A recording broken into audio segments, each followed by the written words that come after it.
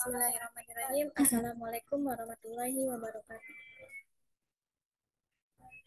Amin.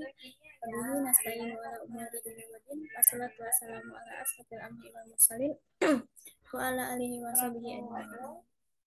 Yang terhormat kepada Ustadz Fahmi selaku dosen pengampu dari mata kuliah metodologi penelitian dan teman-teman sekalian. Ya, langsung saja kami mulai materi kami yang berjudul teori dan variabel penelitian yang akan disampaikan oleh rekan saya yaitu Yuni. Pada Yuni, baiklah, terima kasih kepada Atina yang telah mengizinkan saya untuk menjalankan materi pada pagi hari ini. Kita langsung saja masuk ke teori dan variabel penelitian. Definisi landasan teori. Landasan teori dalam penelitian merujuk pada teori-teori, konsep-konsep, atau pemikiran kerangka yang digunakan sebagai dasar atau fondasi yang menjelaskan fenomena yang diteliti. Landasan teori memberikan pemahaman yang mendalam tentang konteks dan relevansi penelitian serta membantu peneliti dalam merumuskan pertanyaan penelitian, merancang metodologi, menganalisis data, dan menyusun kesimpulan. Landasan teori ini merujuk pada pengarahkan penelitian, mengembangkan hipotesis, menginterpretasikan data, mengkonfirmasi atau menguji teori, dan memberikan kerangka pemikiran. Kita masuk ke komponen dan deskripsi teori. Dalam penelitian, komponen teori terdiri dari beberapa bagian yang saling terkait dan berfungsi sebagai landasan untuk menjawab fokus penelitian. Jadi, berikut adalah beberapa bagian utama dari komponen teori dalam penelitian. Adanya konsep, adanya teori-teori pokok, adanya teori-teori pendukung, adanya pemaknaan penelitian. Dengan demikian, komponen teori dalam penelitian membantu peneliti untuk memahami fenomena yang diteliti, menjawab pertanyaan penelitian, dan mengembangkan teori yang lebih luas dan lebih akurat. Kegunaan teori ilmiah dalam penelitian. Pentingnya teori ilmiah dalam penelitian dapat disebutkan sebagai berikut. A. Sebagai acuan dalam pengkajian suatu masalah. B. Sebagai dasar dalam merumuskan kerangka teoritis penelitian. C. Sebagai dasar dalam merumuskan hipotesis. D. Sebagai informasi untuk menetapkan cara pengujian hipotesis. E. Untuk mendapatkan informasi historis dan perspektif permasalahan yang akan diteliti.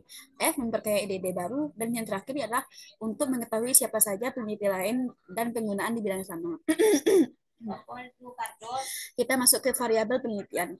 Variabel berasal dari bahasa Inggris, artinya ubahan, faktor tak tetap, atau gejala yang dapat diubah-ubah.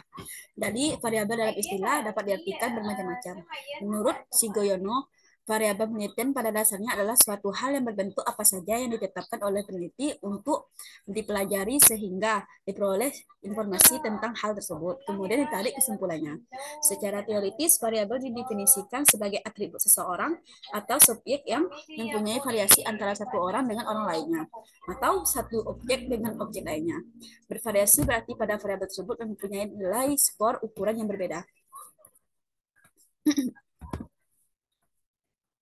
Variabel adalah suatu atribut, sifat, atau nilai yang dapat dari orang, objek, atau kegiatan yang mempunyai variasi tertentu dan sekurang-kurangnya mempunyai dua klasifikasi yang diambil dari suatu nilai yang berbeda, ditetapkan oleh peneliti untuk dipelajari atau ditarik kesimpulannya. Jadi, dikaitkan dengan proses pengukuran, maka variabel merupakan besaran tertentu dari sifat satu objek atau orang. Besarnya dapat ditangkap oleh panca indera, nilainya berbeda dari pengamatan ke pengamatan berikutnya. Kita masuk ke ciri-ciri variabel penelitian. Dalam sebuah penelitian, variabel memiliki 3 ciri khusus. Yang pertama yaitu variabel memiliki nilai yang bervariasi. Yang kedua, variabel membedakan satu objek dari objek lainnya. Yang ketiga, variabel harus bisa diukur. Jadi, ciri-ciri lainnya dalam sebuah penelitian bermanfaat untuk menyiapkan metode dan peralatan yang tepat serta menguji hipotesis. Yang kedua, variabel sesuai dengan tujuan eksperimen yang dilakukan. Yang ketiga, harus dapat diklasifikasikan, diidentifikasikan, dan didefinisikan dengan tegas. Fungsinya agar meminimalkan dan mencegah kesalahan ketika proses. Kita masuk ke macam-macam variabel penelitian. Macam-macam ini ada 6 macam-macam. Yang pertama itu variabel independen, yang kedua variabel pendahulu, variabel dependen, variabel moderator, variabel intervening, dan variabel kontrol. Kita masuk ke tinjauan pustaka. Tinjauan pustaka atau disebut dengan literatur review merupakan sebuah aktivitas untuk meninjau atau mengkaji kembali berbagai literatur yang telah dipublikasikan oleh akademisi atau peneliti lain sebelumnya terkait topik yang akan diteliti. John Creswell menjelaskan bahwa tinjauan pustaka adalah ringkasan tertulis mengenai artikel dari jurnal, buku, dan dokumen lainnya yang mendeskripsikan teori serta informasi baik masa lalu maupun saat ini. Mengorganisasikan pustaka ke dalam topik dan dokumen yang dibutuhkan untuk proposal penelitian, bahwa tinjau pustaka diperlukan untuk memberikan pemantapan dan penegasan tentang ciri khas penelitian yang hendak dikerjakan. Fungsi tinjauan pustaka ada beberapa. Yang pertama itu membantu peneliti untuk membatasi bidang kajian. Yang kedua, membantu peneliti menempatkan masalah sesuai perspektif. Yang ketiga, menghindari replikasi tentang penelitian berserupa sebelumnya. Yang keempat, mengaitkan ide dan teori dengan penerapannya. Yang kelima itu memahami struktur isi. Kita masuk ke kerangka teoritik dan kerangka berpikir dalam penelitian. Kerangka teoritik dalam penelitian adalah suatu konsep yang berfungsi sebagai landasan utama kevalidan sebuah penelitian. Jadi, kerangka teoritik berisi relasi antar variabel yang menunjukkan adanya sebab akibat dari kedua atau lebih dari dua variabel yang akan diteliti pada penelitian atau karya ilmiah. Dalam penelitian, kerangka teoritik digunakan untuk menjelaskan teori itu sendiri atau membantu analisa dalam sebuah penelitian. Jadi, kerangka pemikiran merupakan alur berpikir atau alur penelitian yang dijadikan pola atau landasan berpikir peneliti dalam mengadakan penelitian terhadap objek yang dituju.